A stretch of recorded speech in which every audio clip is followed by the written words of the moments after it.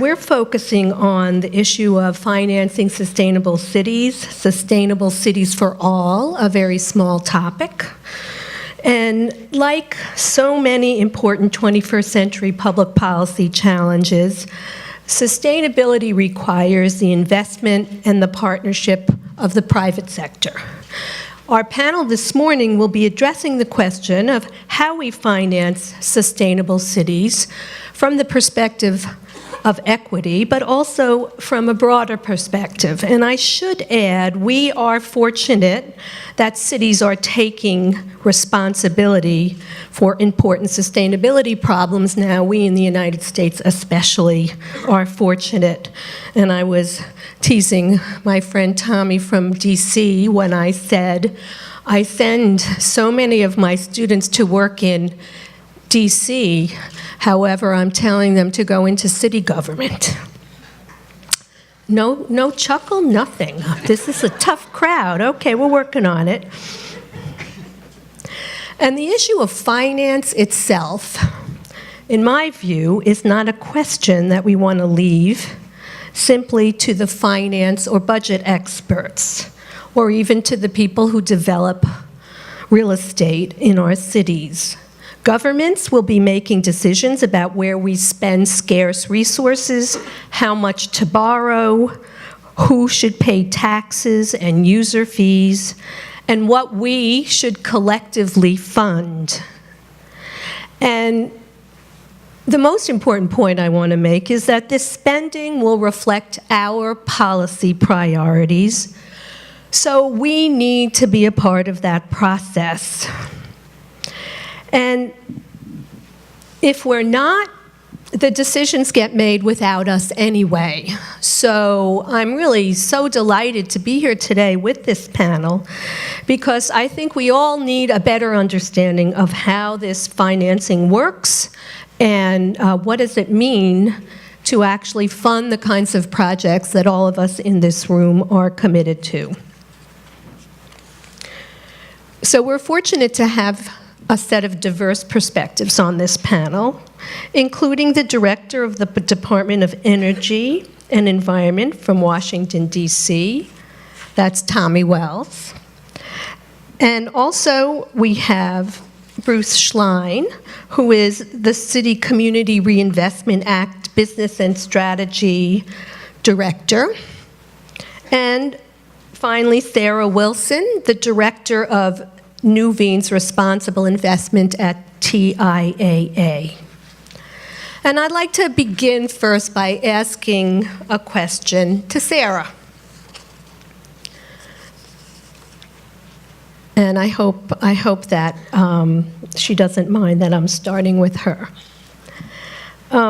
In Sarah's role, she integrates environmental, social, and governance factors into investment decisions for the firm's, ready for this, folks? $880 billion assets which are under their management. So to the extent that we get those criteria as part of the ESGs, we're doing something extremely important. So Sarah, what I want to ask you is, why now are asset managers actually seeking out investment opportunities in sustainable cities? And I think it would be really useful for us to hear some examples about what Nuveen is doing in this space. And if you could explain a little bit about how you determine your financing priorities. Thanks, Esther.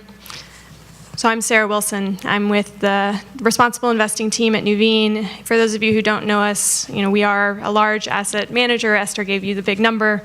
We are part of TIAA, which is a retirement fund provider for over 5 million public sector nurses, doctors, professors, teachers all over the United States.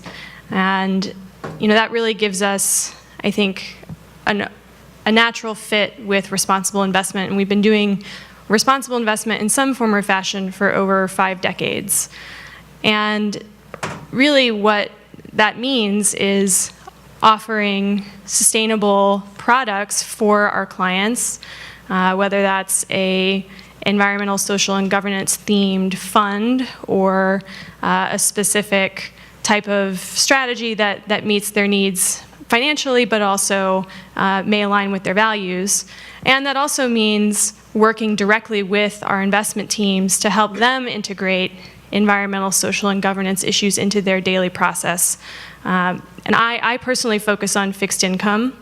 And so today I'm going to talk to you a little bit about our investments in cities through the municipal bond market, and about some examples of investments that we've made that we think support the environmental side of sustainability, but also the social side of sustainability, getting to this issue of sustainable cities for all. And Esther, you asked me why now? Why are asset managers really interested in this space? And I really think I would just point to the rise of responsible investing in general as a major force in finance. This past year, we saw some research come out that shows that over $23 trillion globally are subject to sustainable finance principles or approaches.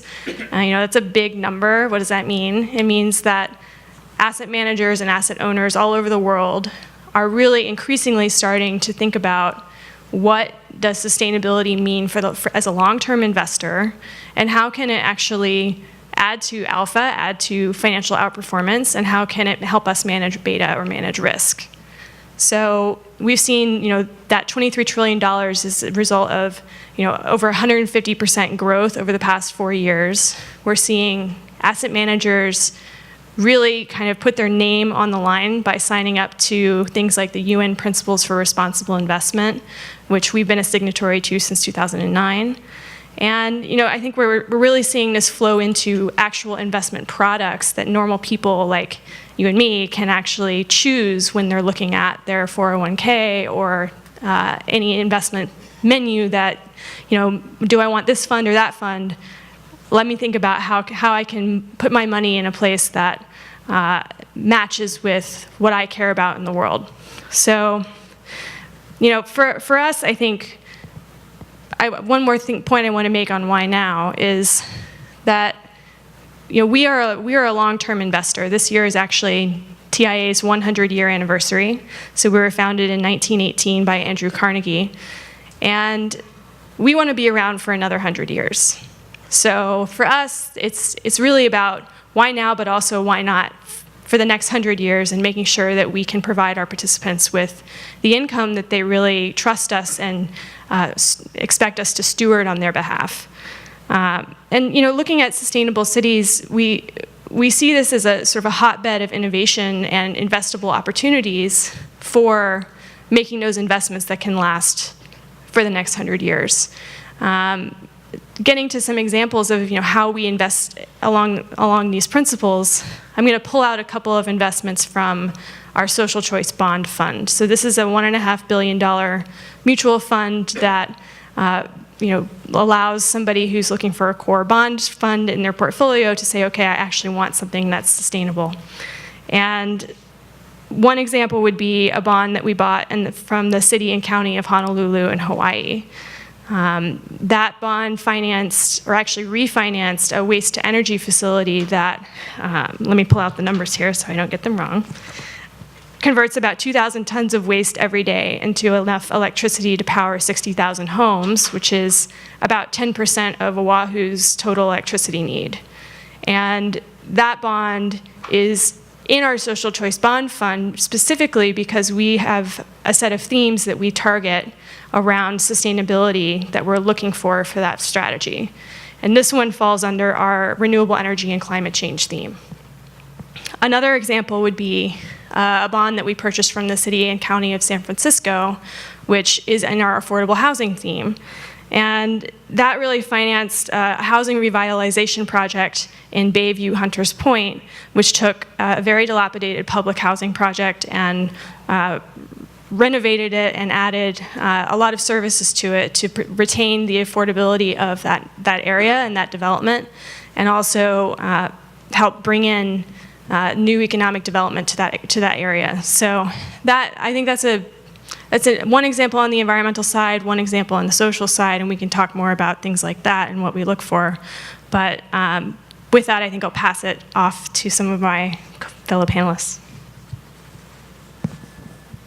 Thank you, and I think we're going to get back to this point about these bond funds and how by purchasing the bonds of cities, which are focusing on both sustainability problems as well as how they affect the low-income communities, just changes the landscape of what cities can do. Everybody in this room understands that these big capital projects can't happen unless there's a market for the bonds, and they've got to be reasonably priced for most cities to be able to afford to do this work. So I really appreciate those examples. And I think this is a good segue into asking a question of Bruce Schlein. Bruce's work in developing clean energy solutions for low and moderate income households is part of Citi's alternative energy finance group set of projects. And Bruce, I think it'd be interesting for us to hear more about this, and particularly the ways in which you and Citi figure out how to use inclusion in ways that benefit both low-income communities and cities, as well as the sustainable city movement, as well as the people you have to be responsible to who purchase your bonds. A simple question. Okay. Thank you, Esther. Great to be here. So I think I'm going to just take a moment and talk about why inclusion, particularly economic inclusion, is so important in this space.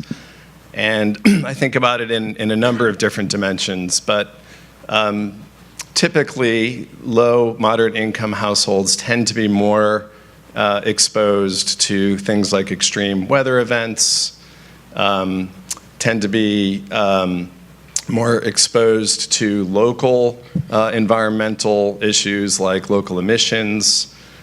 And they also are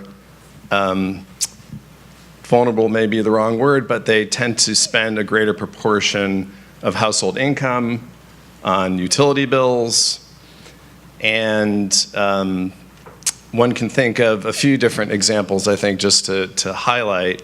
Hurricane Irma, there were a number of fatalities there that were due to vulnerable populations in adult or elder care facilities where they didn't have backup power and died as a result of the extreme heat.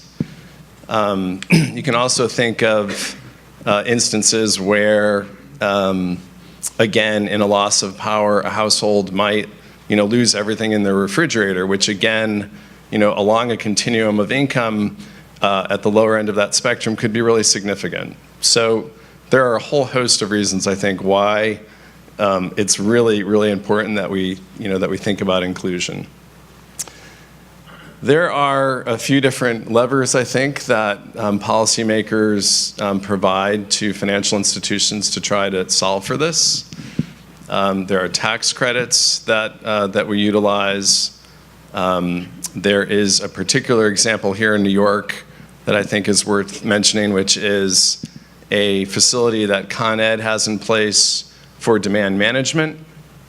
It's called the Brooklyn Queens Demand Management area, which allows for Con Ed to incentivize property developers to pursue renewables or efficiency in ways that reduce load in that area. And I think, Esther, if I could, I'll just give one example of a project. How many people are familiar with Marcus Garvey, the housing project in Brownsville? I see a good dozen hands or so. So in 2016, 2017, that facility went through a number of improvements. They retrofitted all the properties so that they became more efficient. My colleagues in Citi Community Capital were involved in that financing. Wells Fargo concurrently put solar on the rooftop. NYSEG, the New York City Energy Efficiency Corporation, concurrently put battery storage in that facility. And there were a whole host of partners involved in this. This was an L&M property. Bright Power was involved, I think, in the solar installation. I'm forgetting the name of the group that did the battery storage. But it is, one of the most advanced energy systems in the city. It was able to take advantage of this Con Ed program to support the financing. And I think there are 2 points that I would make about this project that, for me, really are important. The first is what really struck me. I went to go visit it about 3 months ago. One of the things that really struck me about this project was that the operations team for that property, who previously had been responsible for the older systems in the building, boilers, what have you, are now operating, again, one of the most sophisticated energy systems in the city. It's really a remarkable project. And so I think from an employment perspective, in terms of building capacity for the new economy, the new green economy, learning how to manage complex energy systems, it was really inspiring to see the team there taking a lot of pride in the system that they had in that facility and demonstrating newfound expertise. The other thing that I'll mention, and maybe we'll circle back to this later, the challenge, I think, for us is that was a really bespoke project. There were 3 financial institutions involved in it, another half dozen partners, a whole host of incentives that needed to be cobbled together. And we need to figure out how to replicate something like that across dozens or hundreds of sites in this city. And for me, that's the key challenge, is figuring out how to go from something that works really well, but took an enormous amount of intellectual energy and time and resources, to make that work. And in an ideal world, we would have a portfolio of a few hundred of those that Nuveen could, with cash flows, fixed cash flows coming off of them, that we could bundle together for Nuveen. Great. Bruce, I think this is just so important. Your entire remarks are important, but the particular example of Brownsville, which is an enormous success, I might add, and Citi had a really important role here, required an enormous amount of energy and effort, both by the private and the public sector, and a lot of subsidy. Mm-hmm. And I think that's going to be our challenge, and I want to talk more about that. And I think, Tommy, this is a good segue to getting the perspective of government on this. As I mentioned earlier, Tommy Wells is the director of the Department of Energy and Environment in Washington, D.C., and he has a small job. It's to protect the environment and conserve natural resources of the District of Columbia. And they have done some extraordinary things recently, so I want to really applaud you on that.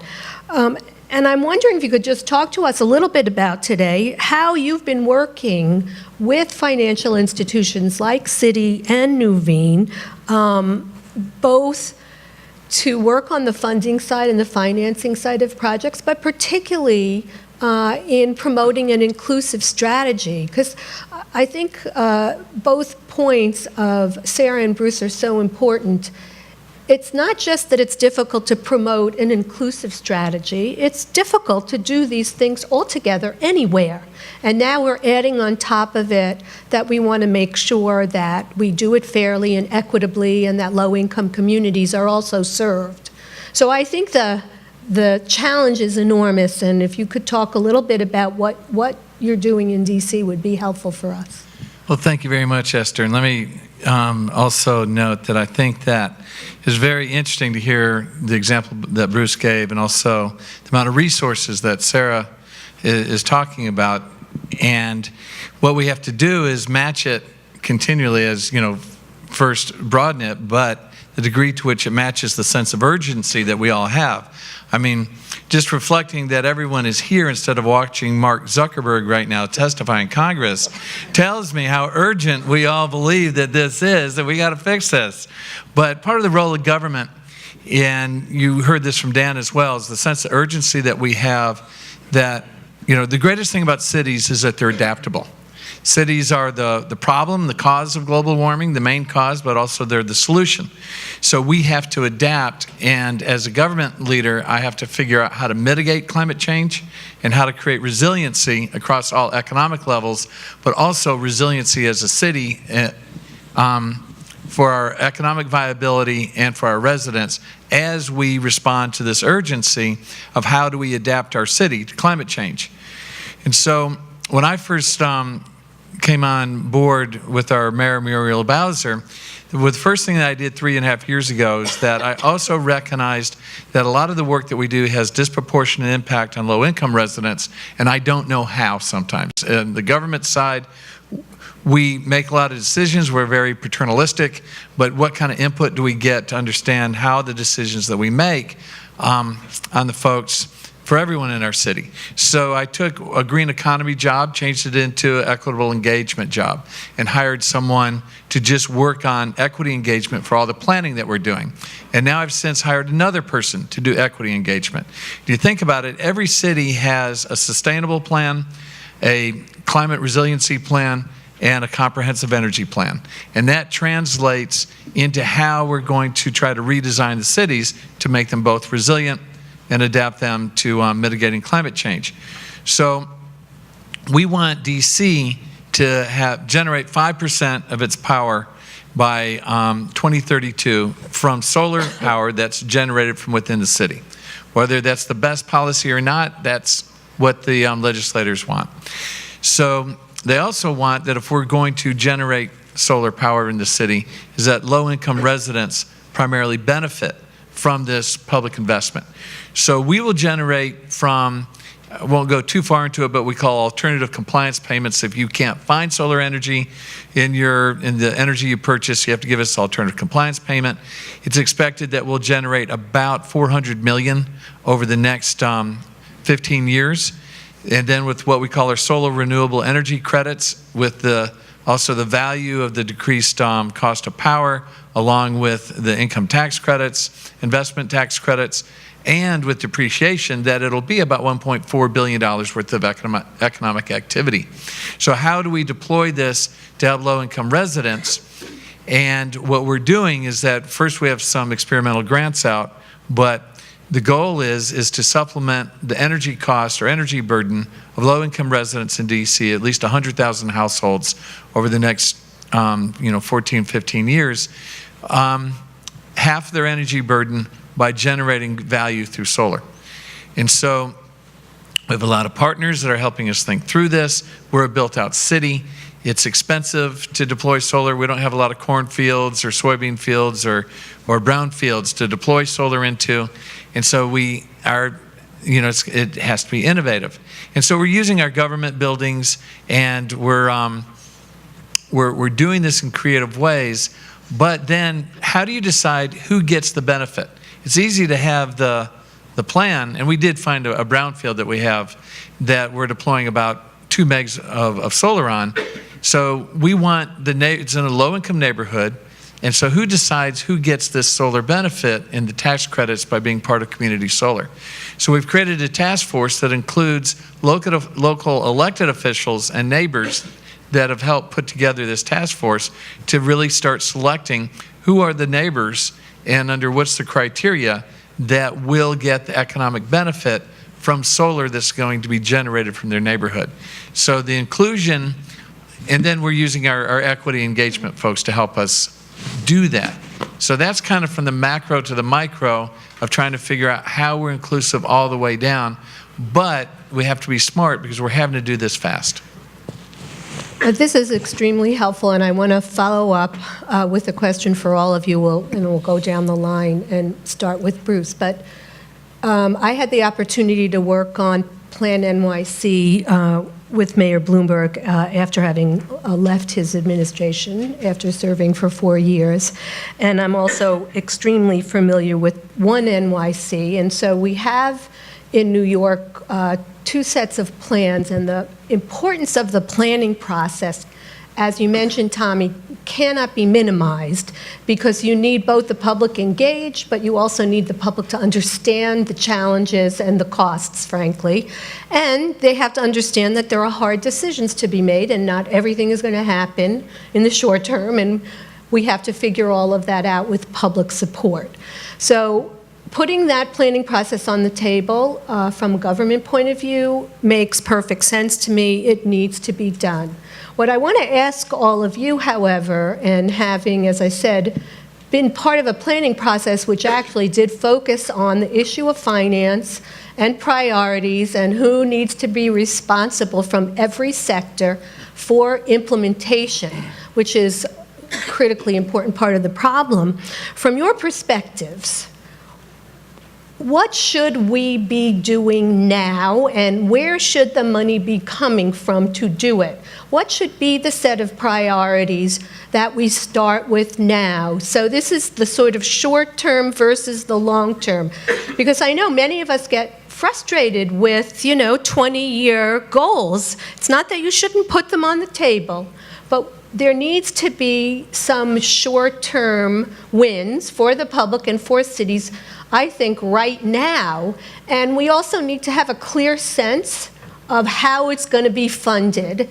And frankly, it's not going to, many people here are from cities which don't have a Community Reinvestment Act. That provides credits for the financial sector, and it's great, but it's not enough. I mean, your example, Bruce, is so compelling because the energy it takes to put together the incentive packages, get people to do one little location in Brooklyn is not replicable. So I'm asking a hard question here from people who know a lot from different sectors about what should we be doing first and how should we be funding it, assuming that there's some will out there, for government to figure out these funding strategies. So I spoke long enough so that you could all think of an answer. Okay, two thoughts. So one, I think, in this space of thinking about property-based improvements, whether that's for stormwater or energy or resilience, it's easier in our world to start with properties that are owned by credits that are higher quality. So that sort of raises I think, a tension, which is, if we want to come out of the gate and have some quick success, do you sacrifice some of the social or inclusion priorities? So I think that's just a fact. If you look at who in this country has, what single family homes have solar on them, they are families that have FICO scores above, 650, 700 and up. And that's why solar took off in the single-family resi space, because there's an easily accessible credit score, and we could just, roll that out like other consumer products. I think in terms of what we should be doing now, the biggest challenge, as I think I referenced earlier, is figuring out how to efficiently aggregate. So we know how to find, L&M got financed. We and Wells and NYSEG and other banks, know how to finance things. I think the challenges for success is how to do it efficiently. And it's not just the financing piece that has to be done efficiently. It's how do you aggregate projects? How do you deploy the improvements in an efficient manner? And certainly the city has, I think, New York City has a number of really good ideas in this space, PACE being one of them, property assessed clean energy. No silver bullet, but there are, I think, a number of interesting ways that the city is thinking about going about doing this. But just quickly as a data point, on the corporate side, we also finance energy efficiency on the corporate side. we have one client that we're doing efficiency finance for. We've done 40 properties for them in a programmatic way, about $40 million over the last 6 months. In terms of our collective goals for a city like New York, that's a drop in the bucket, and that's for a Fortune 100 company. So how do we take that and overlay that onto harder to do properties? I think, again, what cities can do is to think about, again, that tension between, wanting to achieve early success and maybe using that to bootstrap up and tackle harder to do stuff later, maybe sacrificing some policy objectives, or, figuring out how do you efficiently aggregate. Thanks. Sarah? Great. So I'm going to take a different tack on this question. So I work with investment analysts and portfolio managers most days, and they are looking at large liquid public markets. So I'll focus on the muni market. That is the primary avenue of finance for most cities, and we see a lot of opportunity for taking your average muni bond and layering on a green, social, or sustainability label and pairing that with increased disclosure around the environmental and social benefits of the projects. So those two examples that I mentioned initially are exactly that, where cities took the initiative to label some of their municipal bonds as green or social or sustainability, which is basically the combination of green and social, and committed to disclose more information about the underlying projects and the benefits of those projects to investors.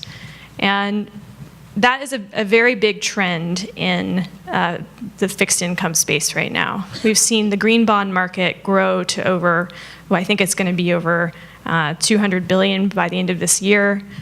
Social bonds and sustainability bonds are going to catch up to that, we think. And this is really a way to use something that is very familiar to a city treasury department and layer on a little bit of extra disclosure to help investors see that it's a good fit for an ESG portfolio like the one I described to you. So that, I think, is maybe a more scalable solution, something that can happen in the near term that can allow cities to access these very large liquid public markets and get investment from asset managers like Nuveen. And hopefully also builds bridges between the sustainability and resilience staff at cities and the Treasury group, because we see that that's often a connection that's missing. We might speak with the treasurer, and we might be the first ones to ever suggest that a city issue a green bond or a social bond. And they say, well, I don't know who I would even talk to about that. And it's like, well, have you met your sustainability folks? Maybe not, right? So there's some bridge building that has to happen to make this work. But we see it as a big opportunity, especially to reach the big investors like us. Before I get to Tommy, I want to do just a quick follow-up for the two of you, because there's just another piece of the question which I'd like you to address. So for Sarah, do you think it's a possibility that once these green labels are put on these bonds, that the interest rate might come down on those bonds for the city? And Bruce, is there a role for the financial community here in investing in these kinds of public interested projects in which they agree to take a lower, they make less money, let's put it bluntly and straightly, on their investments that they might not otherwise be doing in sort of straight-laced kinds of investments. So sort of getting down a little bit deeper into the nitty-gritty of the cost for the public sector to do these projects. So in the sort of green bond community, we call this a green premium. So is there a green premium for issuers who come out with a bond that has this label? And the evidence is really quite mixed on this, and it's quite hard to measure. So the conventional wisdom is that today there is really not a cost of capital benefit for an issuer who's coming to market with one of these green or social labeled bonds.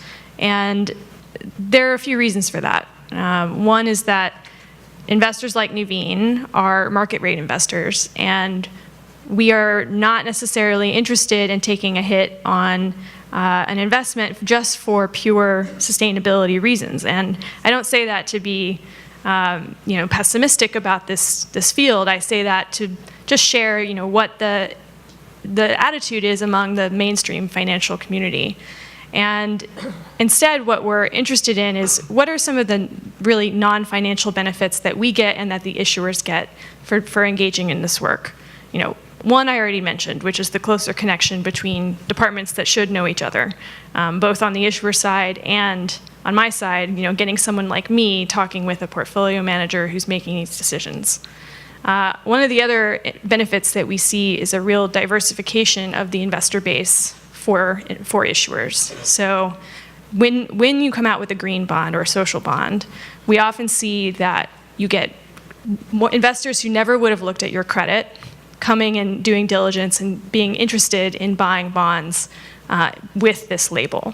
So you're likely to even get international investors who may not even need the tax benefit of a muni bond looking at this investment opportunity. We saw this happening with some very large Japanese pension investors who bought muni bonds precisely because they were interested in sort of the environmental and social benefits. So that's a real concrete benefit for the issuer. It may not translate into a cost of capital decrease, but it is something that's worth looking at. Bruce? So I'm going to interpret your question as how can we stretch? And the way that I would answer that is there are a few ways that we can stretch. One is on just time, like how much time are we going to spend on a particular transaction? And there's a time premium on harder to do stuff. We can stretch on deal size, where there may be an optimally sized deal that makes sense to do, and we can stretch in that way. And then I think the third way that we can stretch is to try to begin to migrate away from financing that's purely based on credit risk and begin to take performance risk. And what I mean by that is, again, going back to energy as an example, one of, I think our shared hypothesis on sustainable finance is that we're lending into efforts or measures where there is something to monetize. We're pursuing something in a way that's different from business as usual, and business as usual is more costly, and there's this new way to do something, and there's something to be harvested there. And so can we take some of the performance risk of harvesting that new way of doing something? And we are starting to do that with, again, on energy efficiency, for example. We know that if we finance new lights or new heaters or boilers, that the OpEx for that building is going to go down. And so taking some of that risk, taking some of that performance risk, I think is another way that we can stretch. Okay, so Tommy, now that you've heard all of this from a government perspective, what do you think should be happening in this space? Well, the way you laid that out to start with is an important question, is that we have these plans. So we're talking about these incentives, and I think the world that I think of, Dan and Mark Chambers, folks from New York, that we share on the city side is how do we take these plans as roadmaps and actually get the travelers to go from one end to the other. And so how do we incentivize, we're incentivizing, and this is out there, but the question that I think especially leaders of government have to think about in our cities is to what degree do we use regulation that requires buildings to be not only built to certain performance standards, but we have to retrofit all this built environment. We've made most of us have agreed, many of us agreed to get to carbon neutral by 2050. So to get to carbon neutral by 2050, we're going to have to either raise buildings or we're going to have to retrofit buildings. It's going to be a major infrastructure changeover. And so it's through the regulatory environment that we force, in so many ways, for the building owners and investors to participate in this new world that we're trying to rebuild in a short period of time. And, the challenges are, it's going to be our building codes. It's going to be zoning. It's going to be all those things of how we regulate and manage the built environment. In DC, like the building over there, we're building so many buildings with glass. Now, they're putting in more efficient systems, but we know with glass you get an R value of around 7, maybe 9. We want buildings really to be able to get up to, 35. What it means in a lot of these glass buildings, that they're like a car. If the air conditioning goes out, you need to get out of the building within 5 hours if there's no other cooling in there and they're sealed up. So how do we have the building codes and such that actually retrofit our built environment, but also, you've got PACE. That's a great way to do it. That's a great incentive. We're starting a green bank of our own. That's going to be launched in the next month or so. We've got sustainable energy utility. That's another $100 million over 5 years, besides the solar renewable energy credits. But how do we really have to be able to get the plans to be actually effectual? We have to put a regulatory scheme in there that requires a changeover in the built environment. So do you guys think that if these regulatory schemes get put into place, and we'll answer this quickly because I want to go to questions, but I need to hear the answer, that there's some way to create incentives for cities to do that through the financing structure? Not that I'm pushing this burden back into your court in any way, but the whole idea of partnership, I think, needs to be talked about in a serious way. And capital is critical to all of this, and the cost of capital is critical. So Tommy put something on the table. Is there anything you all could put on the table? You could say no, or you. Well, I think when Bruce talked about funding and investing in performance rather than your credit score is a very compelling, intriguing. That's what we want to do in terms of risk. And governments want to help mitigate the risk, but funding. Have you ever run for elective office? Because you just took them off the hot seat. I think Bruce said something provocative. Good. No, he did, absolutely. Go ahead. In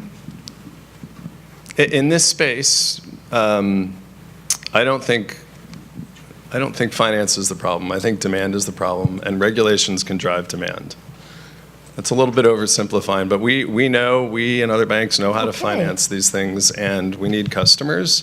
But I don't need one-off customers. I need aggregation. I need pools of customers who are ready and prepared to go forward with these measures. No, this is very important. I think people need to hear that. I'll pick up on the thread that finance is not the problem. But, for me, it's mainly about alignment. So it's about figuring out how can investors and government have similar sort of requirements for what constitutes a sustainable building. And how can we make sure that whatever we're looking for, whether that's a LEED certification or a BREEAM certification, how can we make sure that that matches with what the government policy is also encouraging, so that you get that virtuous cycle, right? You get a commitment from New York that all new city buildings are LEED certified at silver or above. And then you suddenly see packages of projects that can be bundled together and financed through large liquid debt issuance, right? That's where you start to see scale happen. So what we don't need to be doing is running in two different directions, where investors aren't talking to, policymakers and vice versa, and we're asking the market for two different things. Tommy, do you find that helpful? Right. I think the challenge is the issue of scale. I think the government can help address it, but when we think about creating district energy so that all the buildings in one area agree to one energy source, maybe for heating or cooling, say the water off the river, something like that, that starts to give you your scale. But we haven't really solved that in America, to get building owners to agree to kind of do a communal participation in, say, district cooling and heating. You had a quick point. I was just going to add. So I sometimes like to think about this in the context of oil exploration, where a government issues leases or competitions for blocks to go explore. In an ideal world, if a government could give us 10 blocks to go harvest the energy loss, or our clients, we don't do it, but companies, and say, those 10 blocks, go have at it. But it's, in the case of oil, it's one entity that has the ability to make that happen. In 10 square blocks, it's I don't know how many thousands of property owners of different credit quality and size. And it's an interesting idea. All right, with those provocative remarks, I'd like to open it up to the group here. And what I'd like to do is take a series of questions, and then I'm going to ask our panelists to just focus on the questions that they would like to respond to. This way, for a first round, we get a couple of questions. My name is Brad Swing. I'm Director of Energy Policy and Programs at the City of Boston, and I want to thank this panel for an excellent discussion. My question is about what is the real gap here. I agree financing is not the problem, but as a veteran of municipal government, my diagnosis of the problem is the capacity within city government to anchor alternative finance, to be able to manage a different way of looking at debt. And my question is, do you believe that these finance mechanisms connected to government require contractually enforceable guarantees? Commercial PACE in Massachusetts is having a lot of trouble launching. In New York, the municipal government provides a backstop. I'm only aware of a major bank doing a PACE program in New York because of that. So we have a guaranteed energy savings performance contract program going, but as a 23-year veteran of city government, I can tell you that developing the internal capacity for us to do that responsibly has been the hardest thing I've ever done. Let's take one more question so that our panelists can bundle. Hello, Joyce Coffey with Climate Resilience Consulting. Thank you so much for your great remarks. Sarah pointed out that sustainability might be the confluence of green with social. So I want to ask, why is it that we consider anything to be sustainable financing as an alternative rather than de rigueur? I'm coming from the city of Chicago, where a report last week came out from the Urban Institute saying that the cost of segregation in Chicago is $4.4 billion a year in lost income. And on the other hand, we know that Moody's and S&P are looking more closely at municipal governments from the perspective of credit ratings as it relates to climate risk. So if this is true, there's a huge social cost, segregation, that social part of sustainability, and the credit raters are looking carefully at our ability to be resilient to risk. Why isn't every dollar that cities spend an investment in sustainability and resilience? Why is it always the alternative dollar that's invested in that way? Thank you for two very provocative and important questions. Why don't we start with Bruce and just go down the line and respond to whatever parts of these questions that any of you want to.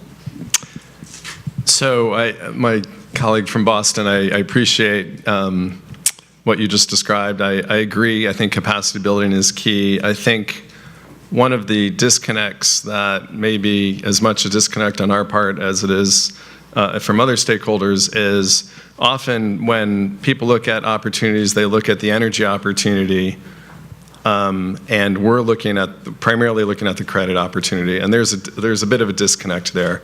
So schemes to guarantee performance, energy performance, kind of only gets us part of the way. Schemes that help guarantee credit performance like PACE are really critical, but as you know, there are challenges there, mortgage holder consent and the like.